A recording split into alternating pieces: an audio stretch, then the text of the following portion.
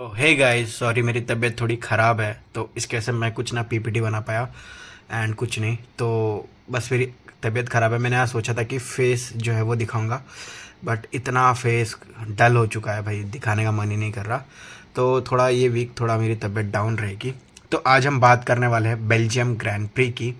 तो race start होने से पहले जो है वो मैं आपको बताता हूँ कि आइजैक हेजा, Fernando Alonso, Lando Norris, Carlos Sainz, Lance Stroll को जो है वो ऑलरेडी काफ़ी पेनल्टी मिल चुकी है। जैसे आइजैक हेजार को जो है वो new internal combustion engine and exhaust system, ये जब पूरा न्यू डालते हैं तो उसको ग्रिड पेनल्टी मिलती है एंड उसको जो है वो 30 प्लेस की मिली। फिर फर्नांडो अलोंसो है, उसको जो है एंड उसने जो है वो new energy store and control electronics and power unit ये न्यू डाला है। फिर लैंडो नॉरिस ने जो है वो न्यू कंट्रोल इलेक्ट्रॉनिक्स यूनिट जो है वो नया डाला है। लैंस स्ट्रोल ने जो है वो के डाला है एंड कार्लोस साइंस ने जो है वो नीडेड बैटरी पैक चेंज। तो इतने जो सारे चेंजेस है वो सारे जो है वो ये मेन ड्राइवर्स ने किए हैं। अब बात करते सीधा रेस की। एंड आई नो कि आपने जो है सबने रेस देखी होगी, तो मैं बस आज बात करूँगा कि क्या हुआ रेस में, सबसे किसका दिन खराब था एंड एफआई को अब क्या ध्यान से देखना चाहिए। तो आपने क्वालिफाइंग में देखा होगा किमी जो है वो फर्स्ट है, Max second, Lando third, George fourth, Charles fifth, Lewis sixth and Oscar जो है वो सेवन्थ है। साइड की सबको पेनल्टी मिली थी। तो फर्नांडो अलोंसो जो है वो सबसे लास्ट है, फिर आइजैक हेजार, फिर लैंस स्ट्रोल, फिर कार्लोस साइंस, फिर आप कितने नंबर पे, 13 नंबर पे जो है वो लैंडो नॉरिस देख सकते हैं। तो ये जो है वो ग्रिड की स्टार्टिंग थी एंड स्टार्टिंग में जो है वो थे Kimi, Max, George, Charles and Lewis and Oscar. And race का रिजल्ट है वो आप देख सकते हैं कि Kimi first, Charles second, Max third, Lewis fourth, Oscar fifth. आज जो है मैं वो बोलूँगा कि भाई कौन सी भी टीम ने जो है वो इतना ब्लंडर नहीं किया। फरारी ने भी जो है वो वर्चुअल सेफ्टी कार में पिट किया, मैकलैरेन ने भी किया एंड लैंडो नॉरिस ने नहीं किया था। ये फैम जितना मुझे याद है, बीमारी के टाइम पे थोड़ा मुझे भूला भूला सा लग रहा है, बट लैंडो ने नहीं किया था। तो मैं बस ये कहना चाहता हूँ कि ये क्या हो रहा है भाई फार्मूला वन में। आई मीन हमने जो है वो स्टार्टिंग में मैक्स को, किमी को एंड चार्ल्स को ओवरटेक करते हुए देखा था, बट मैं बस ये कहना चाहता हूँ कि भाई ये मर्सिडीज़ की कितनी ज़्यादा रॉ पावर है।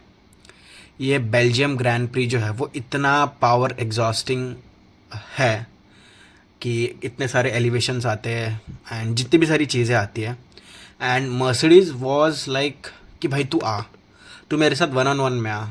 एंड भाई मर्सिडीज जो है वो भाई फुल तबाही मचा रही है। मेरे को तो ऐसा लग रहा है कि अगर ऐसे ही चलता रहा तो हमें भाई बाकी के 11 रेसेस करने की नीड क्या है, 11-12 रेसेस जितने भी बचे ऐसे ही दे दो ट्रॉफी मर्सिडीज़ को। ये जो फार्मूला वन की जो ADUO वाली जो टीम बैठी है वो क्या कर रही है, उनको नहीं दिख रहा कि भाई मर्सिडीज़ इतना आगे कर रही है, तबाही मचा रही है। एंड दूसरे टीम्स को मुझे ऐसा लगता है कि जो 2 का जो है रूल, भाई वो 4 का कर दो, कुछ तो कर दो भाई, कि भाई ये पूरा वन साइडेड लग रहा है। मतलब मर्सिडीज़ एक अलग लेवल पे खेल रही है, चार्ल्स एक अलग लेवल पे, मतलब फरारी एक अलग लेवल पे खेल रही है, रेडबुल उनसे मैच ही नहीं कर पा रहा और मैकलेरन तो पीछे ही है। भाई क्या चल रहा है ये। एक तो आपने पूरा न्यू सिस्टम लगाया है, तो भाई जब फर्स्ट ईयर होता है ना, मुझे ऐसा लगता है कि जो डिफरेंस है वो जितना कम कर सकते हैं उतना कर देना चाहिए। हर एक रेस के बाद, हर एक रेस के बाद जो एफआई को जो है वो बैठना चाहिए, मीटिंग करनी चाहिए, एडीओ को बोलना चाहिए कि आप मतलब चेक करनी चाहिए सारी गाड़ियाँ। एंड जो टीम सबसे पावरफुल है तो जो कमज़ोर है उसको भाई एडवांटेजेस दो। ये 2 और 4 से कुछ नहीं होने वाला। आप देख सकते हैं कि हर एक लैप में जो मर्सिडीज़ है वो ऑलमोस्ट रॉ पावर से जो है वो 0.5 सेकंड का जो है वो फ़ायदा उठा रही है। अगर ये जब तक 0.2, 0.5 तक नहीं लाया जाता, मर्सिडीज़ भाई अनबीटेबल होने वाली है। मैं तो बस सिंपल से यही कहने वाला हूँ।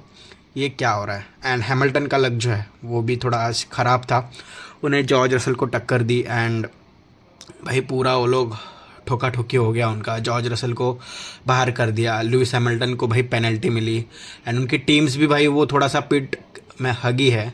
बट भाई ये अगर ऐसे ही चलता रहा तो भाई मर्सिडीज़ फुल कर ही जाएगी भाई। उसको अभी ट्रॉफी दे दो, अभी जो किमी है उसको वर्ल्ड चैम्पियन डिक्लेयर कर दो। क्या चल रहा है ये, मतलब कोई ना कोई एक टीम स्ट्रांग होगी एंड मर्सिडीज़ की metallurgy, engineering and team strategy, team management, Toto Wolff सबको तारीफ़ है। बट भाई एडीयू को ये भी देखना चाहिए कि दूसरी टीम्स भी फाइट कर रही है। एंड भाई जो एडिशनल डेवलपमेंट अथॉरिटी है उसको थोड़ा सा और ध्यान देना चाहिए कि दूसरे टीम्स को जो है वो और ज़्यादा अपग्रेड्स मिले, तभी जो है वो रेस जो है वो फेयर होगी। अब देखो मर्सिडीज़ के पास टीम एंड ये सब बहुत अच्छा है, तो ये मर्सिडीज़ का बेनिफिट है। बट ये फरारी की गलती नहीं है ना कि उसके पास उतने अच्छे नहीं है। तो भाई उनको जो है वो एफआई कैसे चांस देगी, अपग्रेड करके ही चांस देगी कि भाई तुम ज़्यादा अपग्रेड कर लो। तो ये 2 और 4 से कुछ नहीं होने वाला। मुझे ऐसा लगता है कि जब तक हमें जो है ऐसे करना चाहिए कि जब तक वो गैप पर लैप 2.25 से कम तक का नहीं आता, तब तक जो है वो अपग्रेड देते रहना चाहिए। वरना ऐसे तो मर्सिडीज़ फुल डोमिनेट ही कर देगी भाई। मतलब हम खाली फुकट रेस देख रहे हैं भाई। हमको पता है कि मर्सिडीज़ रॉ पावर में जीतने वाली है, एंड फिर क्या फ़ायदा, 1-on-1 में मर्सिडीज़ जीती जाएगी तो भाई देखने का मज़ा ही नहीं है भाई। सिंपल सी बात है।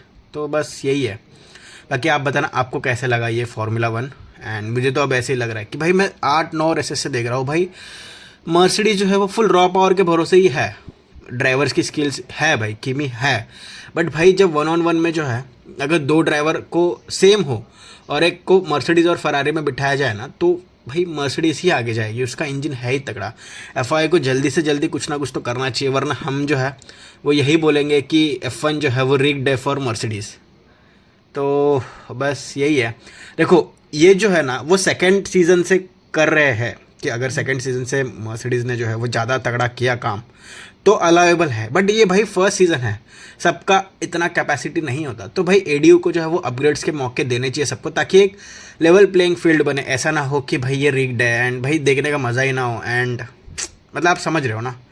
तो बस आज की वीडियो के लिए बस रखते हैं इतना ही। एंड ये मेरी एक छोटी सी कंप्लेंट थी आफ्टर दिस।